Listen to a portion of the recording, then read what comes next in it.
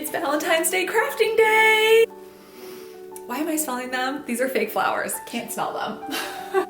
I have been dreaming of making this Valentine's Day craft for a while now because I just love. So to create this craft, I was inspired by a photo that Anna Klutz posted from Paris, and if you don't follow her, you should. I love following her account. I've never met her personally, but her and I are both from Ohio, so I feel like we have that in common. Don't you just love it when you walk into a craft store not really knowing what you're looking for, but all of a sudden you find exactly what you were looking for or exactly what you needed? I love the contrast between the flowers, I love the color palette, and this is what I'm gonna build off of. The first thing I had to go out and try to find was a mostly square vase so that it would be easier to do the stripes. Then I went to my local paint store and tried to find different paint samples to figure out the color palette. I kind of did this first. This was actually my first stop, was to Lowe's. And then I took these paint samples to Hobby Lobby with me and tried to match up some flowers. What I tried to go with was this color palette here, and then I tried to match up my paints to the color palette. And I did a lot of experimenting with my piece of paper here as I tried to put these in the vase and try to envision what the stripes would look like. First thing I did was paint a base layer of multi-surface level white paint across the entire surface level of the vase, and this is because I was afraid that the colored acrylic paint would not stick to the glass, so I went out and found a base layer that was specifically formulated to adhere to glass.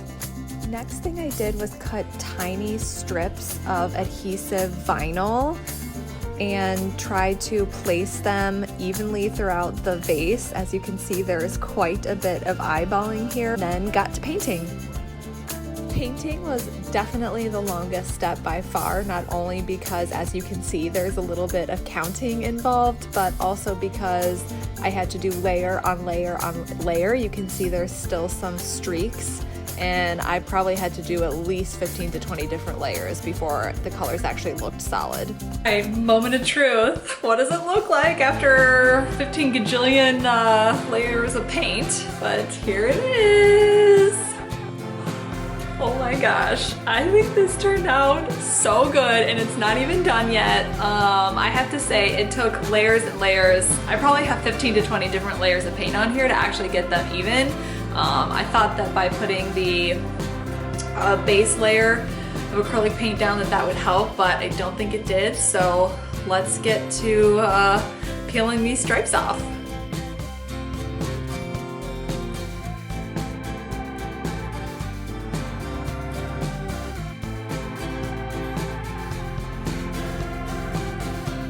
So I have to admit, this doesn't look great. I didn't expect the acrylic paint to chip as much, like you can really see right here, but I have a solution. In fact, I knew exactly how I was gonna cover this in case it happened. But I'm actually going to spray this to seal it, and then I'm gonna put on a little surprise for you, and I can't wait to show you what it is. Holographic vinyl to the rescue, but I knew I was going to use this the whole time because I did not want ordinary stripes. I wanted cool stripes, and I love how all this came together. The colors are so vibrant and match well with the flowers. Plus, I think the holographic vinyl just really brings it all together and gives it something special. I love it.